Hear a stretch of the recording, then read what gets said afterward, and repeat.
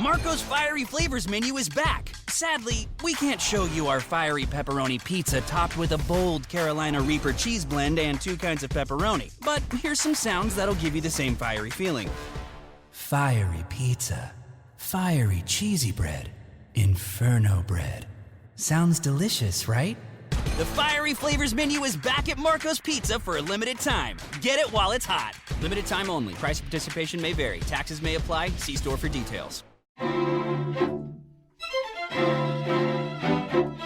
Well, welcome to the Janelle King Show. I am Janelle King, and this is Extra 106.3, and this is where we discuss kitchen table topics that are typically banned from family gatherings, but are absolutely necessary in order to have a strong republic. And today's kitchen table topic is one that is absolutely up for discussion, up for debate. It is something that we have got to address. We've got to talk about, particularly looking at this previous election where we saw President Trump win not just the election, but he also won the popular vote. And it has sent a group of voters into spiral. I mean, what the young people say is that they have been absolutely crashing out on the internet. There's been TikTok videos. There's been just people crying and just, oh my gosh, there's images and memes and declarations and all these things. And it led me to this particular topic. What am I talking about? I'm talking about feminism. I've talked a lot about my perspectives on certain things. I know people know that I am an anti-feminist, but I am anti-feminism even more.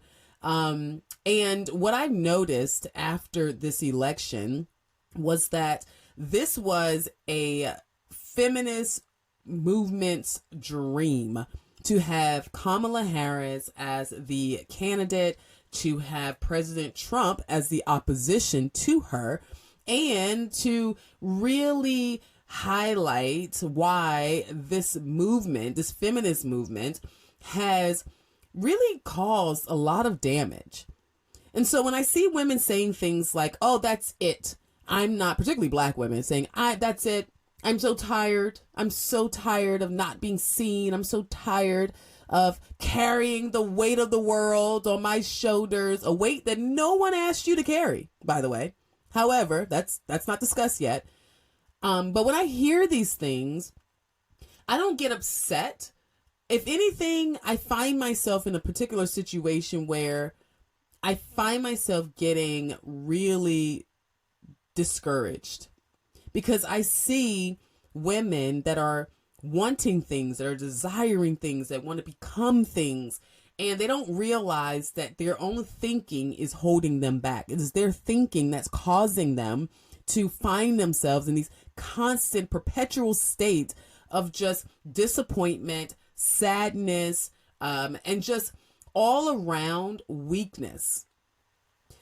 There is an element of feminism that exists in all of us. Like every woman in the world has been propagandized to some degree.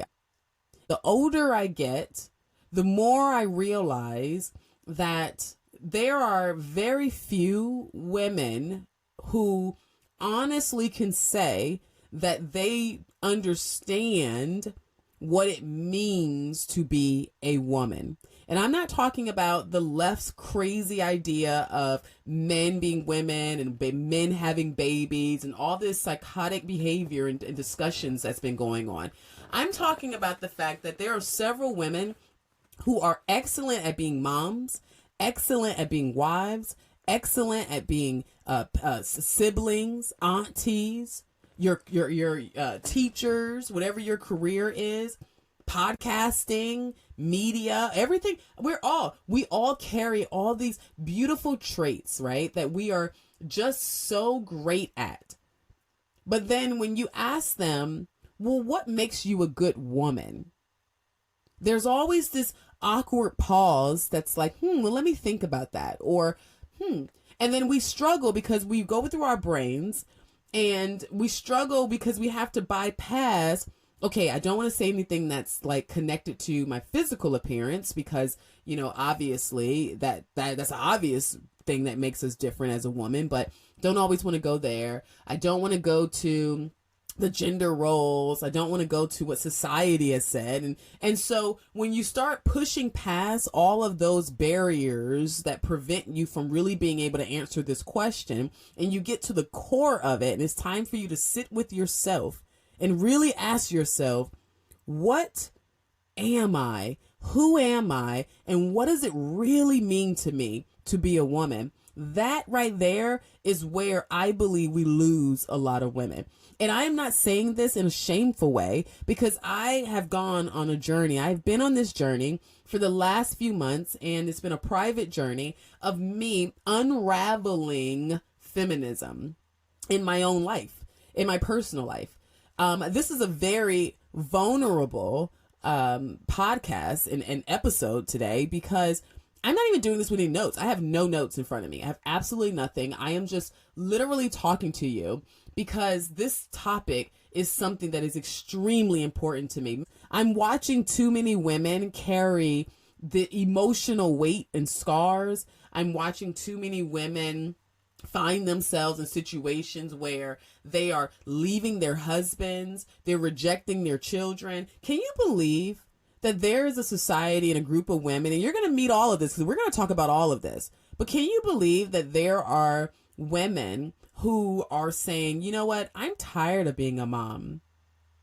I'm tired of being responsible for the lives that I've created.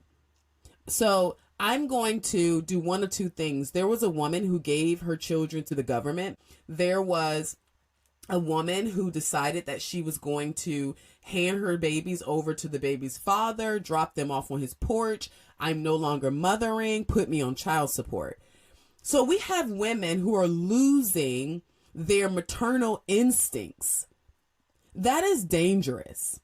But that's what happens when you are being berated for years and years and years, being told that you're either not enough, you're not good enough, or if you are good enough or you are enough, it's because you're fitting in some mold, some standard, some category that the world has deemed appropriate for you to stand in order to be seen as a strong woman.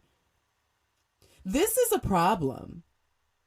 And my heart is aching for these women. And it's aching because as I start to discover areas in my own life where feminism has shown up, where it has presented itself, where it may be leading in some decision making, I am realizing that there are a lot of women that are carrying things that they think is because of trauma. They think it's because of bad mistakes. They think it's because of core, issues or genetics and all kinds of stuff. When in fact, the reason why they're carrying all that pain, all that shame, all that guilt, all that hurt is not because of all those external forces. It's another external force. It's the feminism force. Feminism is a problem, and it has been a problem. And what you're going to hear when I come back from the break, you're going to hear a snippet of an interview that I was a part of. It was 4 of us. So it's 4 women that sat down with my friend Craig Kidd, and he has a podcast called Georgia Politics. And he decided to do a part 1 and a part 2 on feminism. And what you're going to hear is a portion of part 1. We had a young woman who I believe is a part of the LGBTQ community. We have an older woman who was there from phase 2 and 3 of feminism. And then you have 2 of us, myself included, that are anti-feminism. So you have another young woman who's anti-feminism, and she's also a single mom, a newly single mom, and just kind of figuring it out. And then you have myself. And so all 4 of us bring something unique to the table. So I really want you to hear that portion of the podcast, just the beginning portion, so that you can get a little bit of what we were talking about. And it kind of sets the stage as to why I think we need to do something about this. So thank you so much for tuning in. Thank you so much for listening. Please do not go anywhere. We're going to take a quick break, and then we'll be right back to finish the discussion so you can hear these dynamics between that interview. Then I'm going to come back at the end, and I'm going to really kind of drill in a little bit more on some of the reasons why I have got to tackle feminism coming up in 2025. So stay tuned. You're listening to The Janelle King Show. I am Janelle King. This is Extra 106.3. We'll be right back. Hello, everyone. My name is Suzanne Guy, and this is the Church's Moment. There is an incredible opportunity to start a distinct pro-life ministry at your church. We started one at our church about 5 years ago, and the fruit has been tangibly beautiful.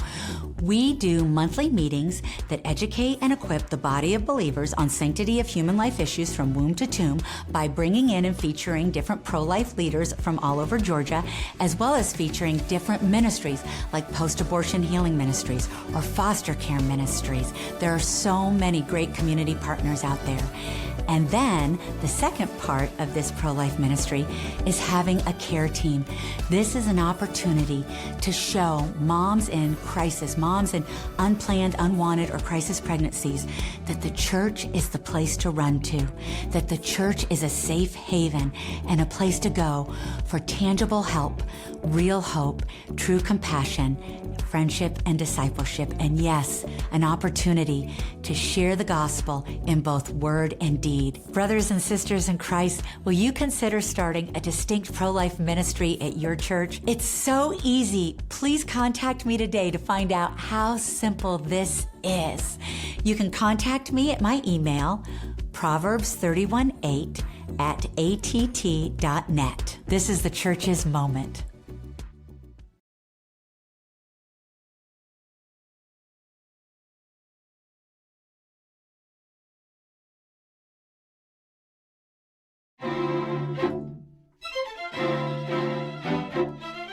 Welcome back to the Janelle King Show. I am Janelle King. This is Extra 106.3. And today's kitchen table topic is feminism. And if you missed the first portion of this, then you missed a little bit of my intro as I'm being very vulnerable. I'm not using any notes. I'm really talking directly to you from my heart because this is a subject that is on my heart. I am watching women fall to feminism every single day, and I'm not happy about it. It is really something that is pushing me in this direction. I've got to tear this down. It is a monster that's sitting in the laps of women, and it has got to go. So we're going to go into a portion of my interview that I did with a friend of mine on his podcast, and I want you to hear the starter of this conversation so that you can really see the dynamics and what's happening. So here we go. I'm going to dive straight in, and then I'll be back after this segment ends. I'll be back to close out the show. So joining me today, I have four panelists, and this is actually, I think, the largest number of panelists we've had in this show. I have assembled four wonderful people, four women who are going to talk about what feminism means to them. So first from my left, I have Miss Janelle King, who many people will recognize from her time on the Georgia Gang, her own show of the Janelle King Show, and she is currently a member of the State Elections Board. Next to her, making her glorious return to the Georgia Politics podcast, is my friend, Miss Dalen Lowry, who took a sabbatical, if you will, for about a year or so ago and recently had a baby. So congratulations on that. Joining us are two people that I've actually just met today. They are on the show through a friend of mine, and I owe her a big debt of gratitude for being able to convince you ladies on here. I have Ms. Dominique Deming, who one of the more interesting things about her is that she's going to be ordained as an Episcopal priest very soon, but first she's going to be ordained as a transitional deacon. And as you might imagine, you have a master's in divinity, so we're going to definitely hear a unique take as well. Rounding out our group of four, we have Miss Catherine Turman. She has a PhD in British literature, romantic poetry, and also a master's in divinity, and you teach at the Atlanta International School. And when our mutual friend told me about you, she jokingly said that you still burn your bra. And that was so funny. I figured I had to include that. So, kind of, if nothing else, that sets the tone. So our listeners, I gave each one of our four panelists the first question because I didn't want to catch them flat-footed, and I know it's going to be sort of the question that sets the tone. And Dalen, sort of marking your glorious return to our show, I'm going to give you the first one to answer the question. All right. What does feminism mean to you today in November of 2024? I've thought a lot about this question since you texted it to me, and I have to say I hate this question. Yeah? So I'm just going to let you know up front I hate this question. That only made me like it more. Exactly. I want to answer that feminism is about celebrating the differences in women and men and really diving deep onto what a woman is and how we celebrate that and how we as a society respect women. But unfortunately, I have to say that in today's society in 2024, we're looking at feminism is all about hating men and trying to elevate women over men rather than celebrating unique differences. You're saying that's what it is now, not what it should be. Correct. Okay. What it should be is very different. I would love to answer that question. Well, I think we can probably get to that sometime today. Catherine, same question to you. What does feminine mean to you? It means a level playing field, a fair shot. For me, it's about equality. I love men. I am not one of those feminists who is a man hater, and I really don't understand where that comes from. Then we're going to get along just fine. Yeah. Yeah. Janelle?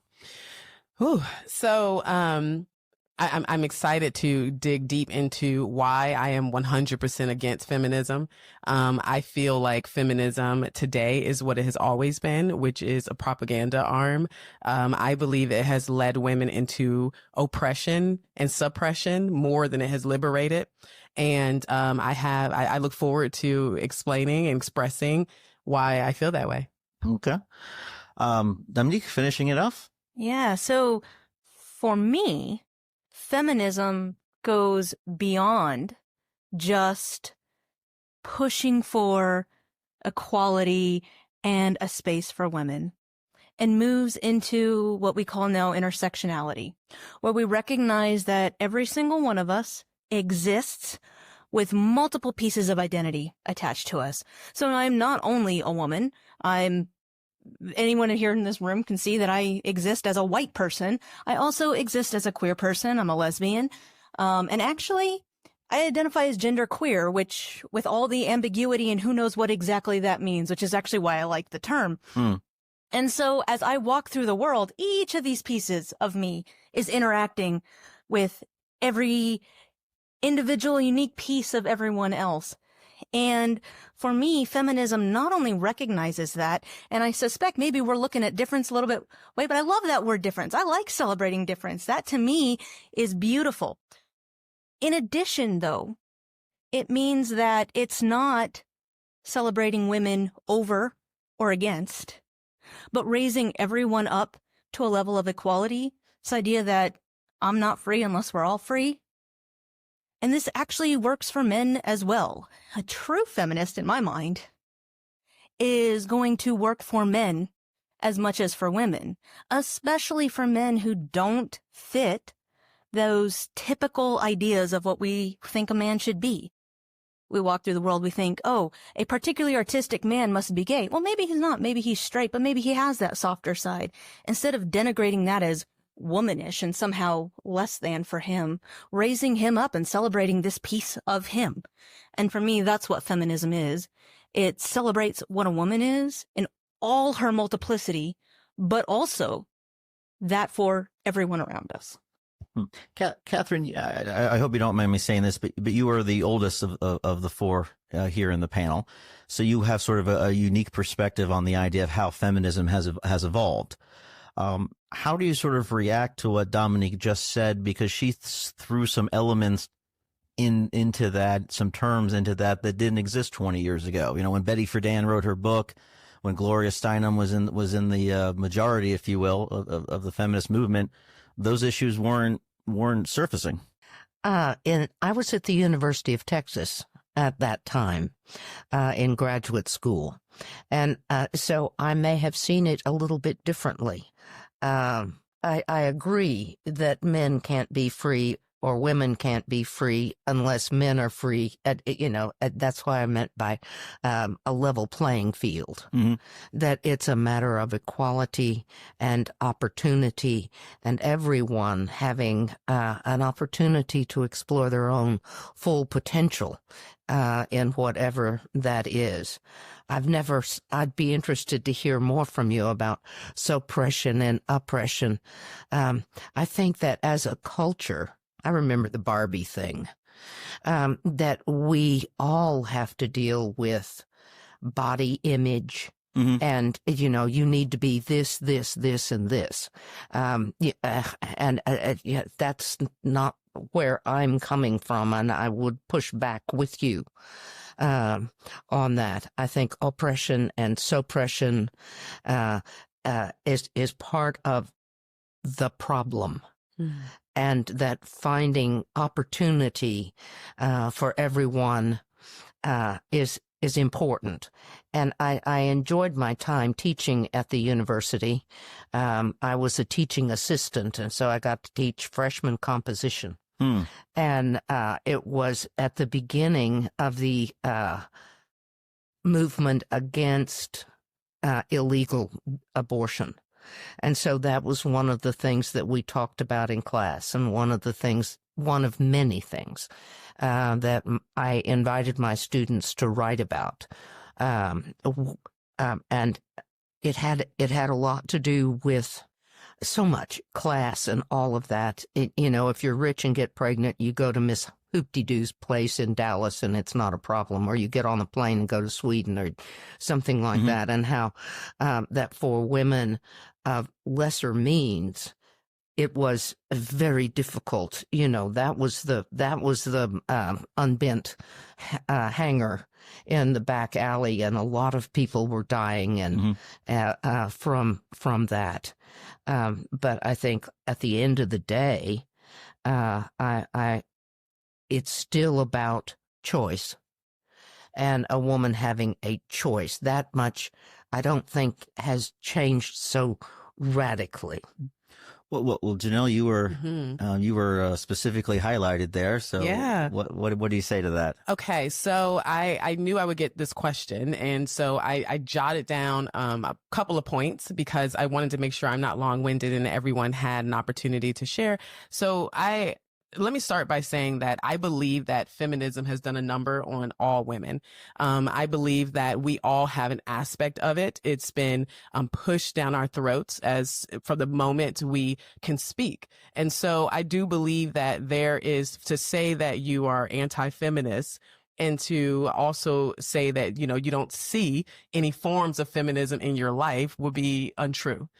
So that's number one. But then they have to ask yourself, which feminist are you? Because of the 4 different phases of feminism. So, and as I listened to the answers, I heard each different phase, actually. Of course, from my most seasoned podcaster here with us, I hear more of the first and second phase, which is, we're talking about the women's suffrage movement. Well, for me personally, the women's suffrage movement is not anything positive as a Black woman, considering the fact that many of those white women were getting involved because they wanted to increase the number of votes that the white people can receive because now Black people can vote. So the first phase will never work for me. The second phase, the 60s and the 90s, we're talking about when we're going into social justice, we're going into, all of that. And you would think that that would be the phase for me. But then again, as a Black woman, looking at that era, a lot of the policies that came as a result of a lot of these pushes,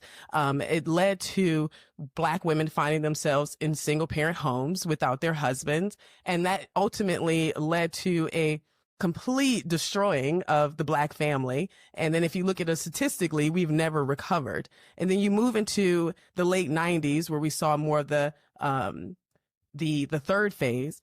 And now we're talking about the whole strong woman, strong in power. That's when you have the Black women, Black power, all this other stuff. But then when I look at other communities, I don't see the strong white woman. I don't see the strong Indian woman or the strong Asian woman. It's only the strong Black woman. So again, we're now again pushing Black women to be all things for everybody, to be all things all the time.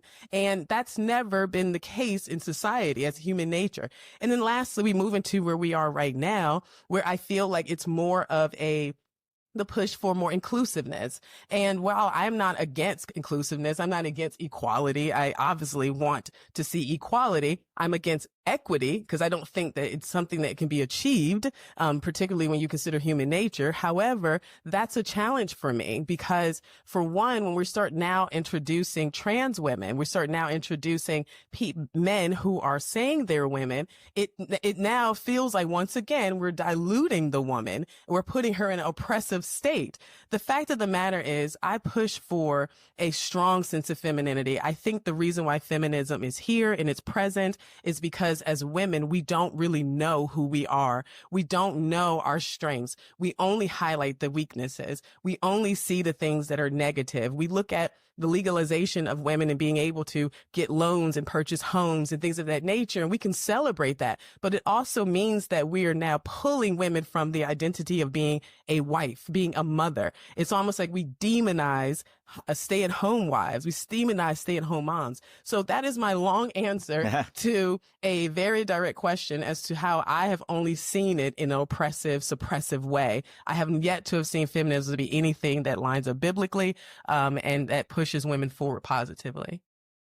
So, Dalen, I was happy that Janelle had sort of introduced much earlier than I was going to choose it, sort of the evolution, the different stages of feminism, from the suffragette movement in the 19 teens. Some would even say the prohibition movement of the same time, but that's a different show to discuss that.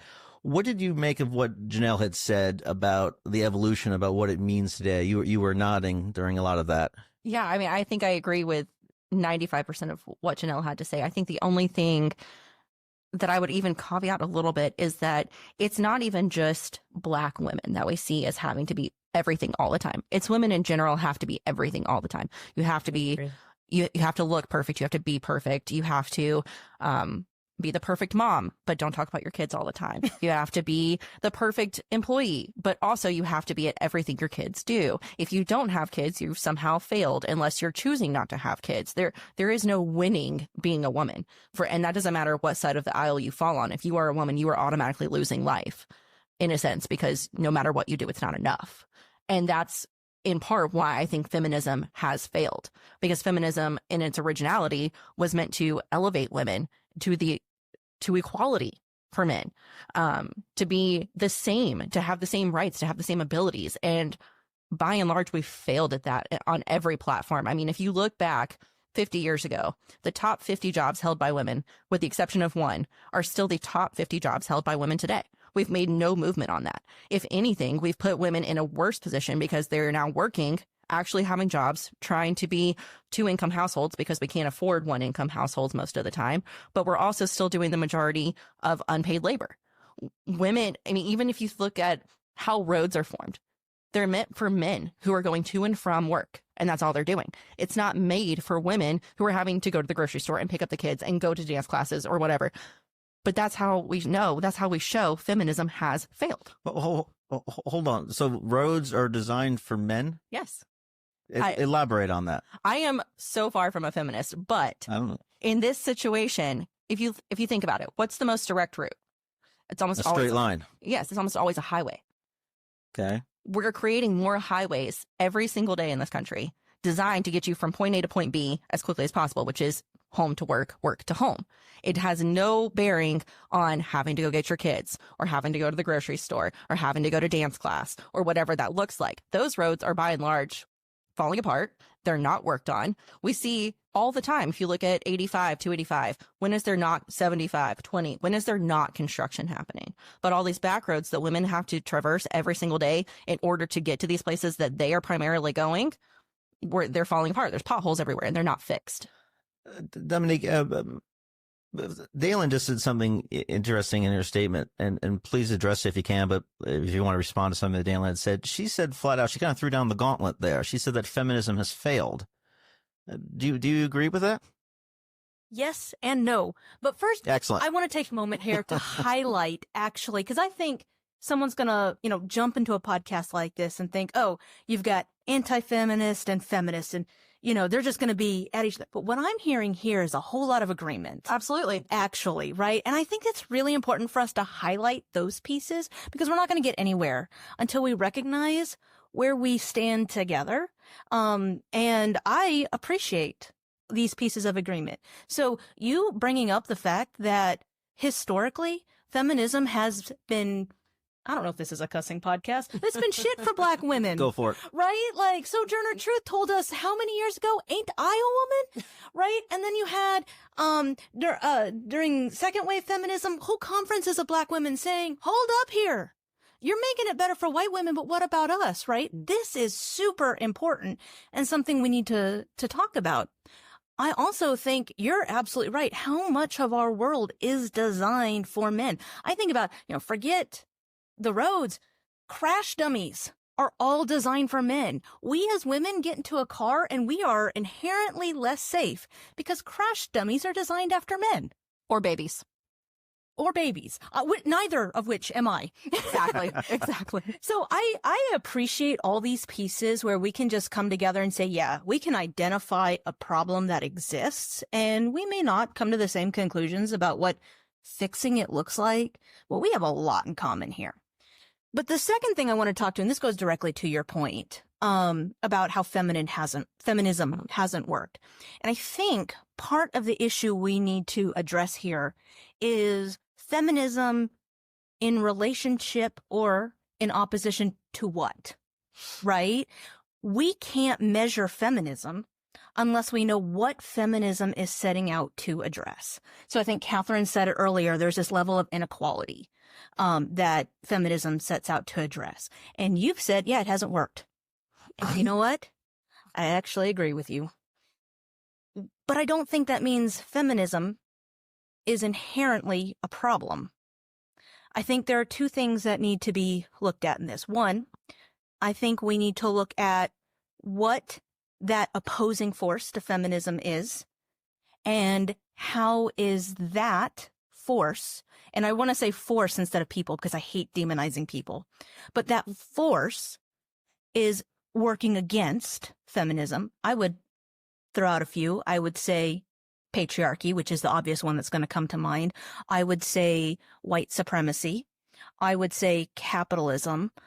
There are all these forces that are fighting against this freedom, equality, and opportunity that we want for women. And I'm hoping women who are Black. I'm hoping for women who are Asian.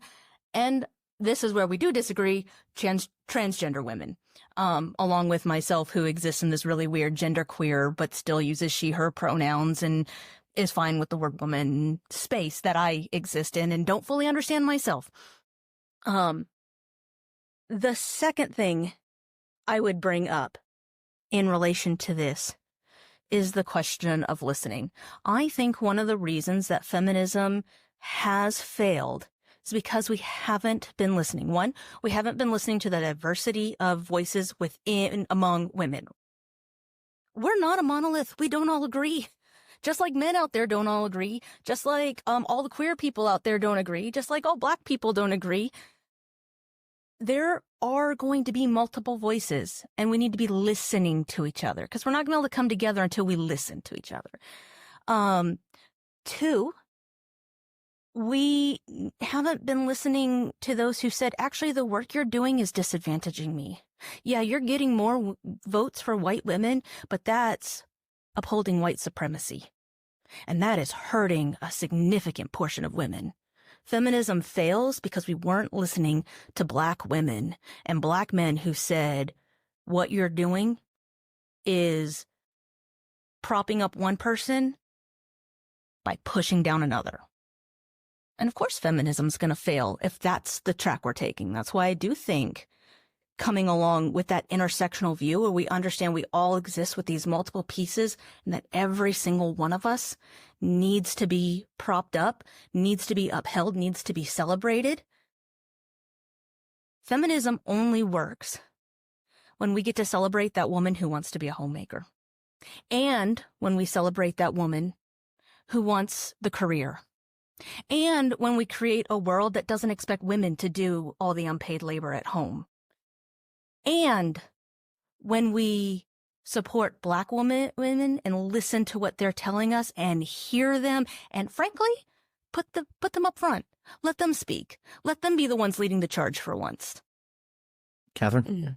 I think that most recently, we have been letting the Black women lead the charge, and I think it's been just great.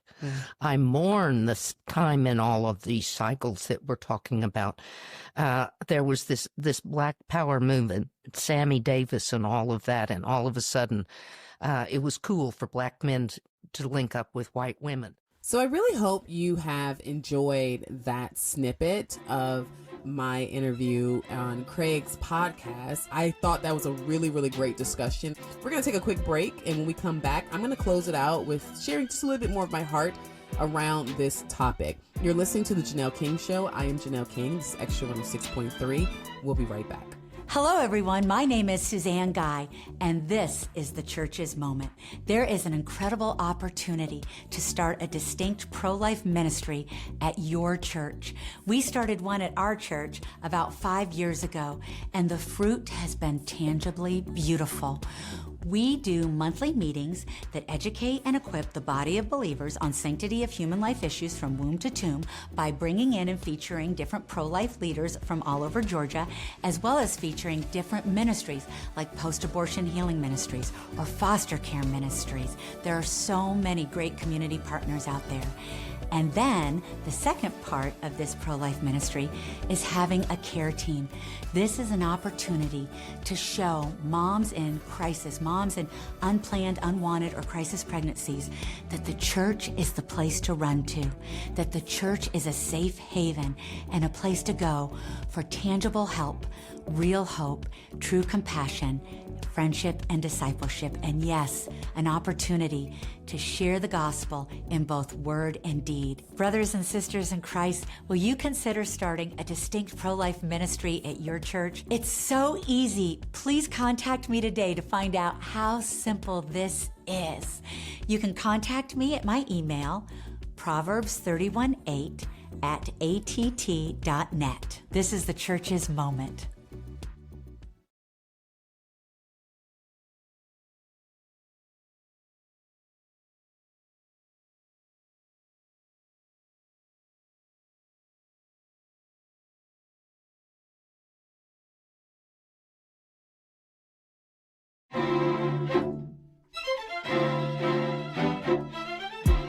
Welcome back to the Janelle King Show. I am Janelle King. This is Extra 106.3, and this is where we discuss kitchen table topics that are typically banned from family gatherings, but are absolutely necessary in order to have a strong republic. For those of you who have missed the large portion of the show, so you're coming in at the very end, we're talking about, or our kitchen table topic today is feminism, and I am being very vulnerable, very open about this because it is something that is really, really on my heart, something that I think we have got to figure out. That being said, I absolutely would like to encourage you to either go to my YouTube page to watch the playback so you can hear it if you want to watch it now. There is an encore episode that will air on Sunday at 9 a.m. So feel free to check that out. And if you're a podcast person and you just want to listen to the audio and you're okay with waiting, my podcast drops every single Tuesday on every platform, wherever you get your podcast. Just search The Janelle King Show. So in conclusion, I just want to say that, in my opinion, feminism is such a knockoff version of femininity. It, to me, highlights all the things that women find difficult about being a woman, and it tries to find an alternative to that. And I think that part of true femininity is being all of that. It's being able to manage your emotions through tough times. It's being able to be your own friend every once in a while. It's being able to understand others and not always shine the light on yourself. It's being able to say that it's okay to not always focus on self-care and self-love, and to really take this and say that my sacrifices as a woman is not a ding towards me or a hit towards me, but more importantly, it is me showing the world what I can do. It's a force that I'm putting out in the world, and I should be happy about it. Not that all sacrifices feel good, but no sacrifice is supposed to. At the end of the day, being a woman is not about all of those things that they claim it is. It's not about burning bras. It's not about, saying no to men and rejecting men and all these other things. It's about finding peace within. It's about ensuring that you understand that you have strengths and weaknesses. And while we may be a jack of all trade, we cannot, we will not, and we are not all things to everybody. I really believe that feminism has been derived by women who were pulling pieces of authentic femininity together to fill this void. And again, it's pieces of authentic femininity, not the real thing, but not knowing. So they're pulling all this together, but they're not knowing what true feminism, meaning true womanhood, really is.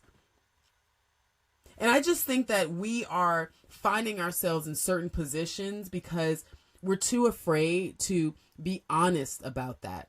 There are women who are just so afraid to own the fact that they are different, to own the fact that there's some unique things that we possess, unique things that we've been designed with. As I stated before, I am absolutely coming for feminism's throat in 2025, because when I walk into high schools and I see our young girls sitting there and they're dolled up, so we did a good job of trying to educate them on being pretty and all the girly things of life. And then you see other girls that don't care about that, and they don't know where they fit in this world of being a woman because they don't want to be the girly girl and they don't like those things. And and then you have people that's saying that you're not a girl if you don't do this, or you're not a girl if you don't do that. Then we have men that are now claiming to be women who are doing podcasts and are interviews and are trying to tell women how to be a woman because they are somehow now pretending to be a woman, and that somehow makes them understand us better. And so this is all confusing, and we're confusing our younger generation. We're not instilling things in them that will actually lead to longevity and lead to a really productive life. Instead, we're giving them, it's like we're giving them this over-processed, ultra-processed message of what it is to be a woman, that being a woman is strong and able to do it for herself and doesn't need any help and can do it all. And I'm seeing too many women starting to have children without having their husbands or a boyfriend or anybody. Not that I condone that, but the fact is, there are a lot of women that are now going into these sperm banks and they're now getting, just having babies by themselves. That's not what feminism is. That's not what authentic, and I'm taking that word back. Because what the world and this concept has done to feminism and to being feminine, it's totally different and it's wrong. But that's not what true womanhood is. It's not about those things. And I really want us to dive into that. I want us to talk about it. I don't want us to be so confused. But if you are a woman that's struggling right now, trying to figure out where's my place in this world? What do I do? I'm telling you, unless you understand the origin of who you are, you will not understand your future or who you are. Thank you so much for listening to the Janelle King Show. I am Janelle King, and I'm so grateful for all of you. I hope you have a wonderful weekend. Marco's Fiery Flavors menu is back. Sadly, we can't show you our fiery pepperoni pizza topped with a bold Carolina Reaper cheese blend and 2 kinds of pepperoni. But here's some sounds that'll give you the same fiery feeling. Fiery pizza. Fiery cheesy bread. Inferno bread. Sounds delicious, right? The Fiery Flavors menu is back at Marco's Pizza for a limited time. Get it while it's hot. Limited time only. Price of participation may vary. Taxes may apply. See store for details. Buying a car shouldn't be a mystery. Hi, I'm Stacey Ellis, Vice President of the Jim Ellis Automotive Group. At Jim Ellis, we believe in complete transparency because you deserve to know exactly what you're getting. That's why we show you all the numbers, no hidden fees, no surprises. We explain every option clearly so you can make the right decision with confidence. And if you ever have questions, we have answers. Our team is here to guide you, making sure you're informed and in control every step of the way. At Jim Ellis Automotive, we don't want to sell you just any car. We want to help you buy the right car, because doing the right thing for you is what matters most to us. Experience car buying the way it should be. Honest, straightforward, and built around you. And don't forget, Jim Ellis buys cars too. It's the safe and easy way to get maximum value for your car. To get started, visit one of our 21 convenient locations across Metro Atlanta or shop online at jimellis.com. The quick, easy, and convenient way to search and compare more than 5,500 cars, trucks, and SUVs. Jim Ellis Automotive, where you can always expect the best.